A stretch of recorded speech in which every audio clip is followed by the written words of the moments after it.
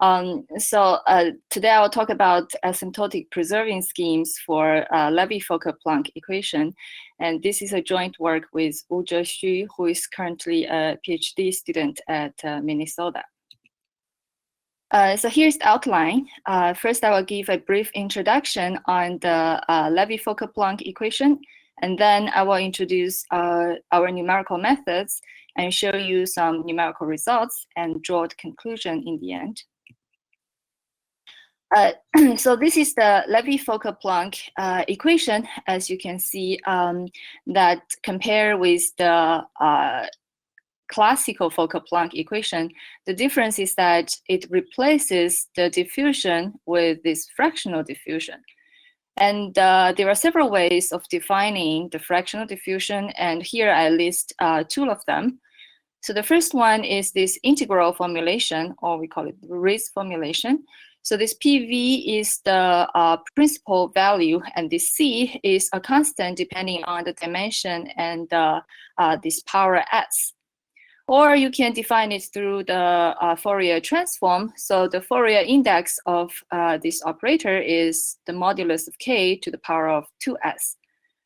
So clearly from the second definition, you can see that when s equals 1, it reduces to the classical Fokker Planck operator, or the classical diffusion operator. And also from the first one, you can see the difference between this one and the classical diffusion is that this one is a non-local operator and the classical one is a local one. So the motivation for considering this equation is for its application in plasma physics.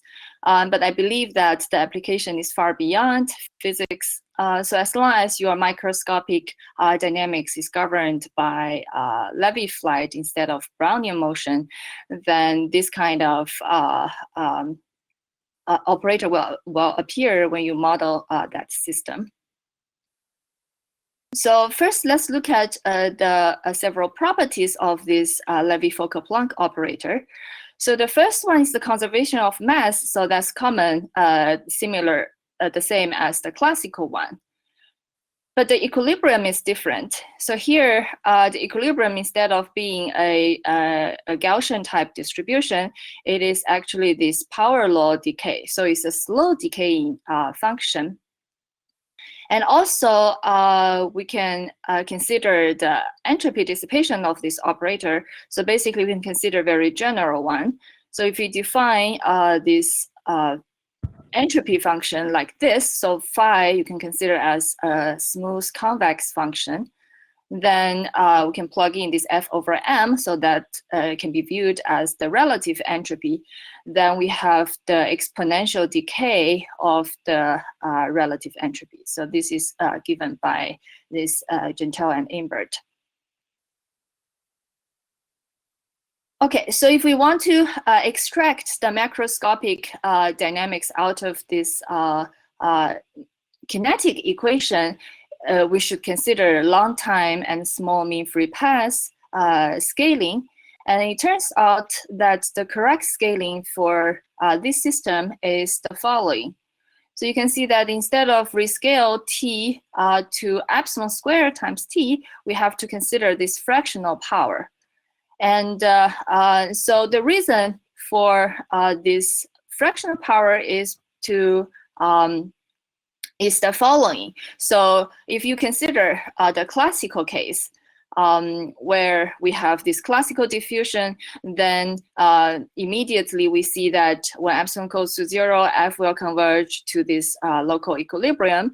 And if you integrate the whole equation in V, then you get the conservation of mass, and with this flux J. And to determine this flux, you just multiply V to the equation and integrate again, and this is what you will get. And sending epsilon to 0, then you'll see that this J over epsilon to the leading order is this term. So plug it back into the conservation equation, you end up with this diffusion equation with the diffusion coefficient or diffusion matrix of this form. So from here, you can see that if we, so here this one is the equilibrium for the classical case, but if we want to plug in the equilibrium for the fractional Laplacian case, then this diffusion matrix becomes infinite. So that's why you cannot consider the classical diffusive scaling. So with this anonymous scaling, we have the following result given by Sesbor, Malay, and Trevisa. So it says that as epsilon goes to 0, F will converge to this local equilibrium, which is rho times m, in the following weak topology. And this rho satisfies the fractional Laplacian equation. So you can clearly see that the fractional Laplacian or fractional diffusion in V in the original kinetic equation transfers to the fractional Laplacian in rho in the limit. And the way to see how we can get this limit is actually quite simple. So again, first, we know that when we send epsilon 0, F will converge to the local equilibrium. So here is the same as before, except that the local equilibrium here is this power law decay function. And then to derive the equation for this density rho, they have to construct this special test function. So basically, instead of allowing this x and v to be two independent variables, they require that this x and v are related in the following way. So once you plug in this special form of test function, so you multiply this test function to the original equation, and you integrate in x, v, and t, immediately you see that because of the special choice of this test function, these two terms cancels. And this fractional diffusion in V becomes the fractional diffusion in X. So you can simplify this equation in the following way. And then sending epsilon to 0, it will converge to the equation for rho. And you see that this equation is nothing but the weak formulation of the fractional diffusion for the density rho. All right, so this is how we derive the fractional diffusion limit. Now let's talk about numerics. So our goal is to compute this Levy Fokker Planck equation, and hopefully that when epsilon goes to 0, it will become a solver for this fractional diffusion equation. And there are two main challenges. So one is the non-locality that comes from computing this Levy Fokker Planck operator itself. So here, because of the interplay of these two components, we know that this F will converge to the local equilibrium, which is a slow decaying function. So that means, in principle, we need to compute the fractional Laplacian on a slow decaying function. And actually, computing this non-local operator is an active area of research, and there has been several quite good results in the past few years. So usually the method to compute this fractional Laplacian or non-local operator in general can be categorized into these two classes. So the first one is this finite difference and finite volume method. So the idea is that you have to truncate your domain, and either the function is fast decaying so that you can ignore the tail, or if the function is slow decaying and the tail information is important, what you can do is that you add the tail information back, but that highly relies on the analytical behavior of the tail. So which is not feasible for our case, because in our case that unless F reaches the equilibrium, or unless it is at the initial condition, we don't know how the tail behaves. Also, people also consider adding some artificial boundary condition when you do the truncation, but that would generate instability. So then the spectral method has been developed, and it is more applicable. So the idea of the spectral method is it uses the non-local basis, or in this case is the orthogonal polynomials.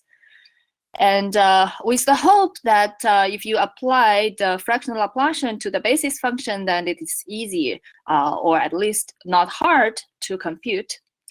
So for instance, Mao and Shen has developed this Hermite polynomial basis based spectral method. And the idea there is that since the Hermite polynomial is invariant under Fourier transform, so you can see that if you want to compute the fractional Laplacian of a Hermite polynomial, you can just transfer to the Fourier space and apply this Fourier symbol and then transfer back. But it turns out that if we want to use this method to compute a slow decaying function, we need a lot of modes. So later on, people realized that the Chebyshev polynomial is more performs better when you want to approximate a slow decaying function. So there are these two works that are based on this Chebyshev polynomial based spectral method. And so these two work just treats the fractional Laplacian applying on Chebyshev polynomial in a different way. And also you can refer to these two review papers. So here we will adopt approach in this work, but I want to mention that our choice is not unique. Actually, there's still room to improve. So the second thing is the stiffness introduced by this epsilon, and for that we aim to develop the asymptotic preserving scheme. So here I listed a few results that for the linear Boltzmann equation, in which case we still have the fractional diffusion, but I want to emphasize that here the major difficulty is we do not have a strong convergence, or we do not have a Hilbert expansion-based convergence. So we know that Hilbert expansion actually gives us a lot of guidance when we design numerical methods, because it gives us an idea of what's the magnitude of each term and how should we group the terms. But as you can see that when we derive in the derivation of fractional diffusion limit here, we use this tricky choice of test function, which gives us limited information on how we can construct the numerical methods. All right, so let me first show you how we compute this fractional Laplacian, and as I mentioned, this is adopted from this work. So it goes as the following steps. So first, the first step is we do a change of variable. So this V is in the whole domain. And if we do the change of variable, nonlinear change of variable in the following way, then C is in between -1 and 1. And this LV, you can consider that's a scaling parameter. So basically, the larger the LV, you can see that the points are more spread out. So usually if you want to compute a slow decay function, then you want to choose this LV to be large. But of course, if you choose LV to be large, then there will be less points in the body. So you have to strike a balance there. And then once we are in the finite domain from -1 to 1, then we can consider the Chebyshev polynomials. And then if we do further change of variable, if we let this arc cosine C to be Q, then the Chebyshev polynomial just reduces to this trigonometric function. And now if we just work with the new variable Q and keep in mind that the relation between Q and the original variable V is the following, then we have to rewrite the fractional Laplacian in this new variable Q, which looks a little bit complicated, but the bottom line is it is an analytical expression. Okay, now if we want to apply this fractional Laplacian to a function, so remember now the function if we write it into the new variable q, then q is in the domain from 0 to pi. So we can do a even extension and extend the function to the domain from 0 to 2 pi. And in this way, if we were to expand this f tilde q in the basis, which is the cosine kq, and because this is an even function, so that expansion turns out to be quite easy. It's just the discrete Fourier transform. And then the next thing is that we have to apply the fractional Laplacian to this f of q. And then now it reduces to compute the fractional Laplacian of the basis function. And in this case, the basis function is just this Fourier basis. But the thing is, this fractional Laplacian is no longer the original one. So you cannot simply say that this one equals the modulus of k to the power of 2s times the Fourier basis. Instead, we have to resort to the previous new formulation of this fractional Laplacian. So actually they have derived this analytical formula for this fractional Laplacian applying on the Fourier basis. But here I'm not going to list it in these slides. It will be tedious, but it can be pre-compute. All right, so let me show you the performance of this method.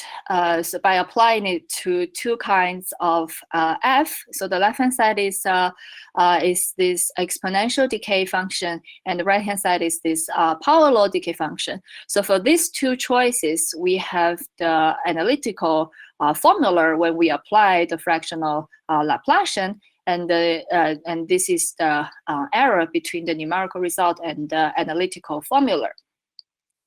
So basically, you can tell that the slow decaying function is much harder to compute because with the same number of modes, the accuracy for this one is much lower than this one. So you can see that if you want to reach the same accuracy, then you will need a lot more modes for the slow decaying function, which is not surprising.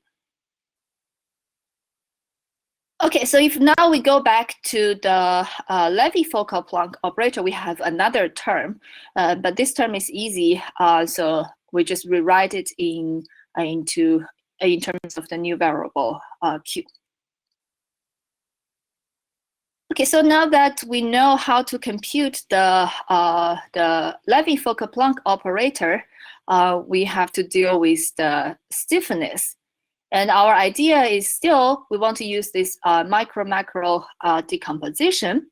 But the key idea is that instead of saying that the macro part is rho times m, we allow the macro part to depend on v as well, but not in an arbitrary way. So although we have this dependence on v, so the dependency is very it's very mild. So we require this x and v actually has the following relation. So this is inspired by this weak formulation. So once we have this special form of decomposition and we plug it into the original equation, and this is what we get.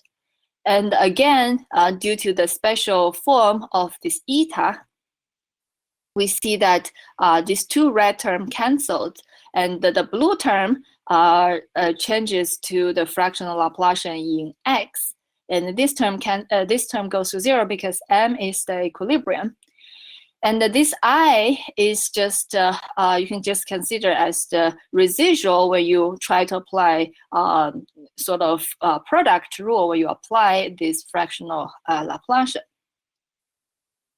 Okay, so after this simplification, the equation becomes the following.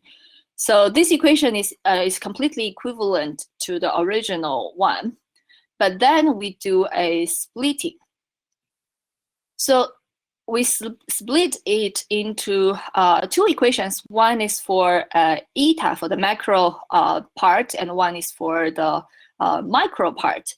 So the rationale behind this splitting is that we just keep in mind that we want to, what we want is in the end is the fractional Laplacian, and you can see that this eta, the eta term in the original equation, they are of the same order, and they almost gives us what the diffusion equation should look like.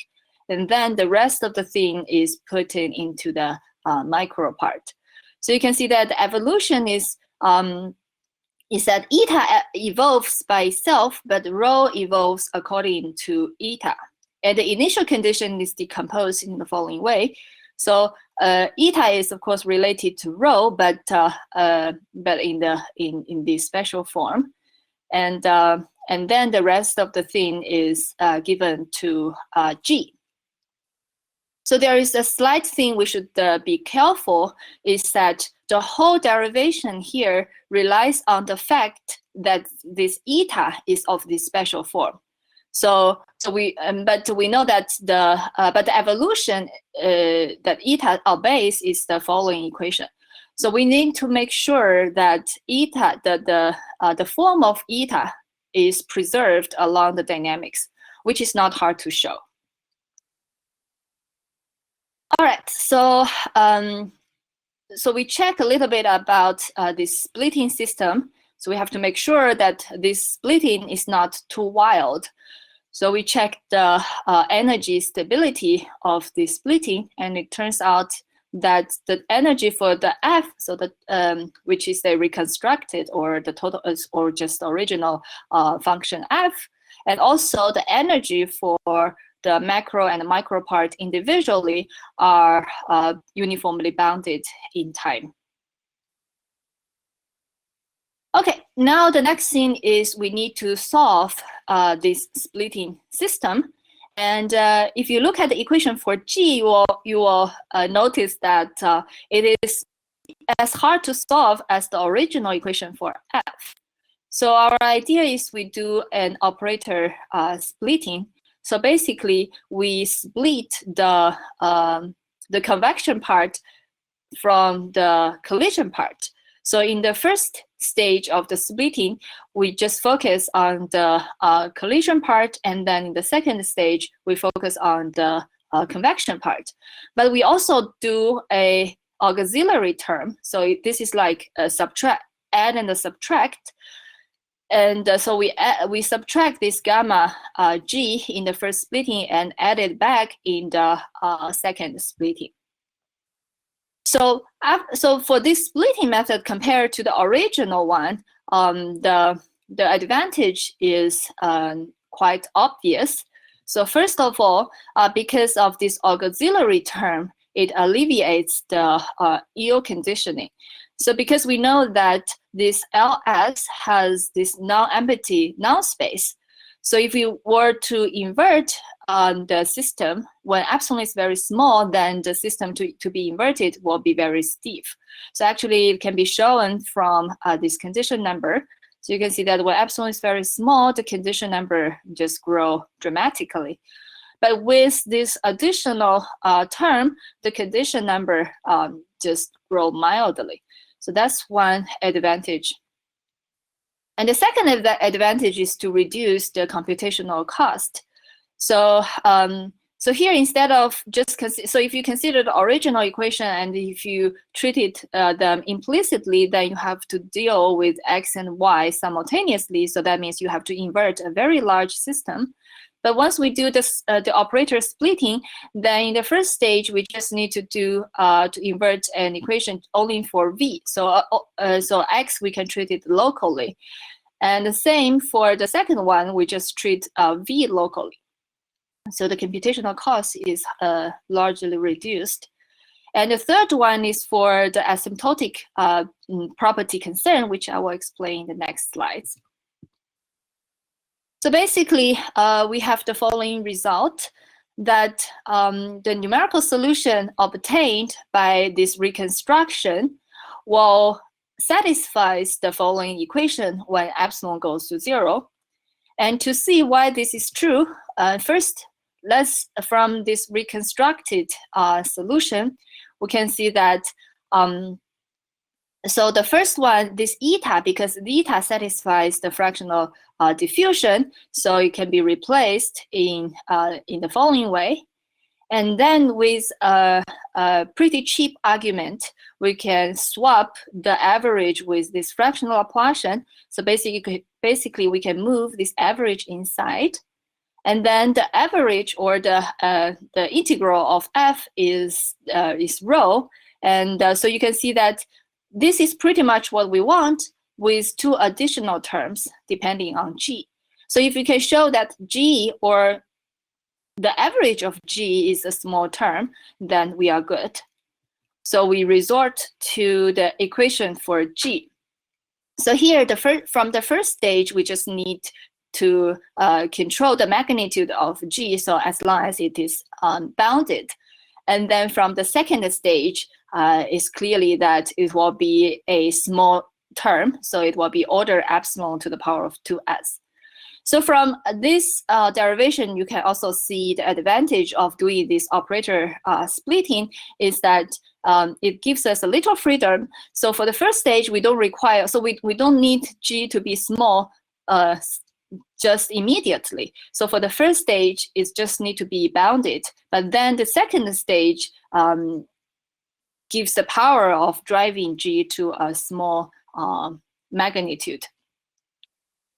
Okay, so that's why in the end it converges to the equation for the fractional Laplacian. Okay, so let me show you some numerical results. So the first one is the spatially homogeneous case, and here we check the long time behavior. So here, when s equals 0.5, we have the analytical form of the equilibrium. So here, the left-hand side is we compare the numerical solution with this analytical formula, and here we can only plot the body part. So you can see that the body part, they match very well, and so it is with the tail part. And then the last figure, that's for the exponential decay of the relative entropy. And we also check two other cases when s equals 0.6 and 0.8. And in these two cases, we do not have the analytical formula to compare with. So we only see whether we obtain the correct tail behavior. And as you can see that the tail is proportional to this power. And the next is for the spatially inhomogeneous case. And you can see that we have the uniform convergence for different choices of epsilon. And these two figures are for different s. And this is to check the energy stability. And again, this is for different choices of epsilon. So for the last one, you can see that there is a sharp transition. This is due to the presence of initial layer. And also, we compare the solution with the solution to the original kinetic equation. So we use a IMAX scheme for with a very fine mesh. And when epsilon equals 1, this is the comparison for our solution with the solution obtained by this IMAX scheme. And the last one is to show the comparison with the diffusion limit. And this one is to show the asymptotic preserving property. Basically, if you decrease your epsilon, then the difference between your f and the local equilibrium should be of order epsilon. All right, so to conclude that we have developed this asymptotic preserving scheme. And the key idea is the spectral method with non-local basis, that is to treat the Levy Fokker Planck operator. And to design this asymptotic preserving scheme, we need to use this micro decomposition. And also to solve the split system, we need to use the operator splitting. So with that, I'm going to end my talk, and thanks for your attention. Thanks for your nice work and talk. So you mentioned Cirm and the Mellon and the Trevisa several years ago proved this fractional diffusion limit. In fact, about 2 years or 3 years ago, Cirm and Mellon generalizes their work to the half space with non-local boundary condition. So my question is there any possible to numerically capture this non-local boundary behavior with this AP scheme? Okay, that's my question. Yeah, we haven't tried that yet, but yes, but I believe that we. I don't know if this method can directly apply, but I believe that we can develop sort of this AP scheme for that kind, for the equation with boundary. Yes. Yeah. Okay. Thank you. So yeah, because this boundary condition is very interesting, because the boundary condition is kind of a non-local Neumann boundary condition. So yeah. Yeah. So I know that when you have fractional Laplacian and you have the boundary domain, then yes, the boundary condition is highly non-trivial. Yes. Okay. Yeah. Thanks. Yeah. Thanks. How is your method sensitive to the operator you choose? Which operator? Yeah. Which operator? Maybe you'll have a message on chat. You cannot see it. If it's not a log, yes. So it's Emmerich. I see. If it is not, well, so I have to say that the way we do this macro decomposition, that is specifically designed for the passage from Levy Fokker Planck to the fractional diffusion. So if it is not this operator, then the mechanism for driving to the fractional diffusion might be different than the design of this macro decomposition will need to change. So in that case, I would say that yes, it is specific to the Levy Fokker Planck operator.